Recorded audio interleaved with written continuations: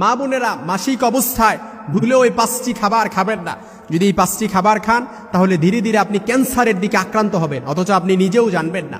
অনেকে লজ্জায় এগুলো বলতে যায় না, জানতে চায় না, অথচ এটা আল্লাহর বিধান। এটা লজ্জাকর কোনো বিষয় না, এটা একেবারে স্বাভাবিক বিষয়। এই জন্য যখন কোনো মা বোনদের মাসিক অবস্থায় যখন শুরু হয়ে যাবে, প্রত্যেক মাসে চন্দ্র মাসে যখন মাসিক শুরু হয়ে যায় তাদের, তখন এই 5টি খাবার ভুলেও খাওয়া যাবে না, যেটা মেডিকেল সায়েন্স প্রুভ করেছে, প্রমাণ করেছে। এর 1 নাম্বার হচ্ছে দুধ, চিজ বা দই। এই খাবারটা ভুল করেও খাওয়া যাবে না। দুধ, চিজ বা দই, এটা যদি আপনি খান তাহলে এটার মধ্যে এরকম কোনো অ্যাসিড রয়েছে, হরমোন রয়েছে, যেটা আপনাকে মারাত্মক লেভেলের আপনার ওপরে প্রভাব ফেলতে পারে এবং ধীরে ধীরে আপনাকে ক্যান্সারের দিকে ধাবিত করতে পারে।